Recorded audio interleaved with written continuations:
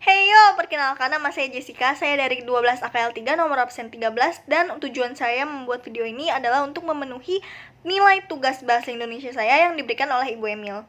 Kali ini saya akan bahas tentang surat pribadi dan surat dinas. Tapi saya akan lebih fokus ke surat dinas. Pertama-tama perbedaan dari surat pribadi dan surat dinas itu apa sih? Nah, kalau surat pribadi itu lebih santai dan gak terikat aturan. Dan bisa dibikin kapan aja, di mana aja, oleh siapa aja ya.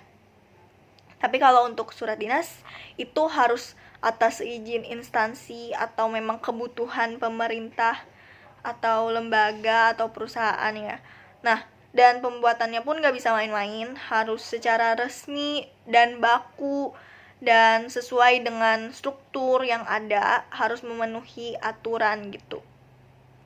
Apa aja ya aturannya? Yang pertama itu kop surat. Jadi setiap surat dinas itu kan resmi ya, dan ini dibikin oleh pemerintah atau instansi atau lembaga, itu bisa untuk internal atau eksternal. Kalau internal misalnya dari bawahan ke atasan, dari yang setingkat atau dari bawahan dari atasan ke bawahan.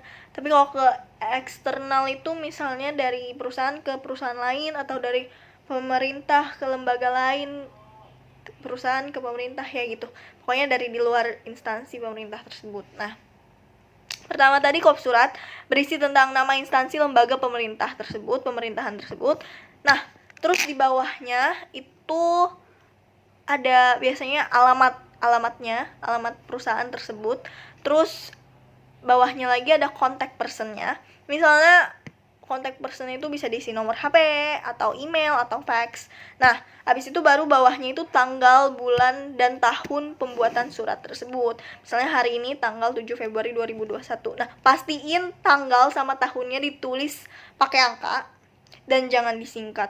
Terus bulannya pakai huruf dan gak boleh disingkat juga. Baru next ke pokok surat. Pokok surat itu yang berisi tentang nomor, hal, sama lampiran ya, bener.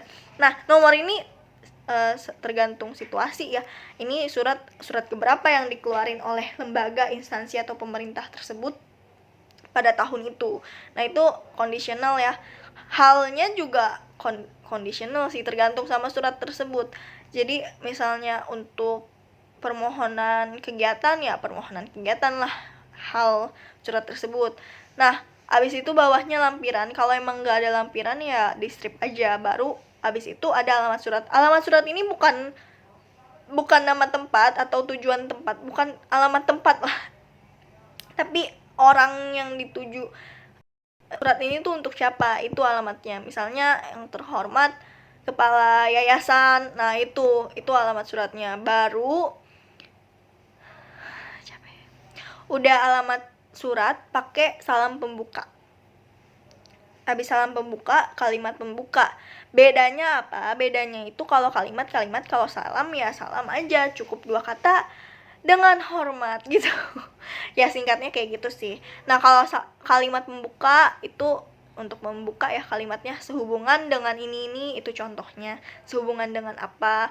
Baru abis itu isinya, inti dari surat ini dibikin pengen menyampaikan apa yang pengen disampaikan dengan surat ini gitu, dengan dibuatnya surat ini. Itu isinya misalnya sehubungan dengan perayaan Hari Raya Imlek tahun 2021, maka akan diadakan perayaan oleh ini pada ini kapan, tempat, dan waktunya. Nah, itu isi suratnya.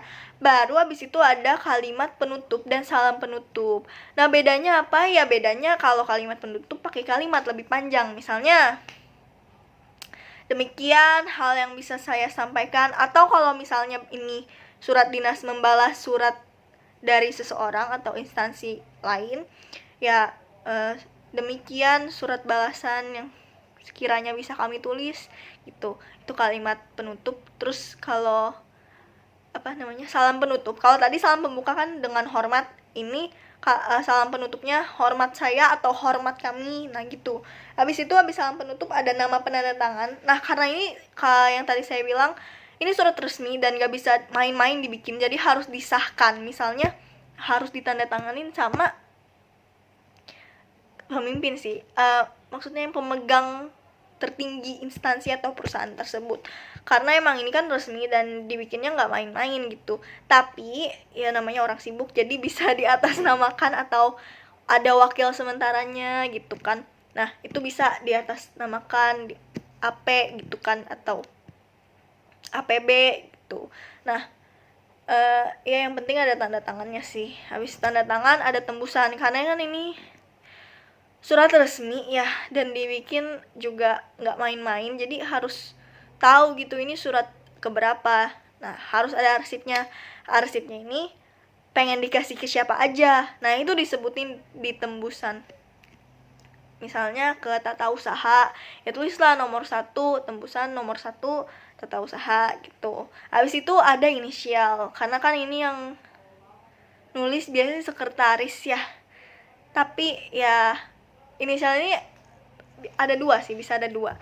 Ada pengonsep, ada juga penulis atau pengetik. Misalnya yang konsep surat ini itu namanya Natasha Kay, terus yang nulis surat ini namanya Jessica Valerie. Nah berarti inisialnya NK garis miring JV. Nah itu udah selesai deh inisialnya, gitu aja sih, gampang ya.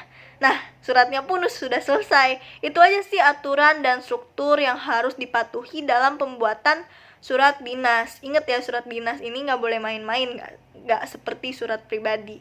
Semoga kalian paham dan penjelasan saya bermanfaat. Sekian dari saya, terima kasih. Semoga kita ketemu di kesempatan berikutnya. Bye-bye.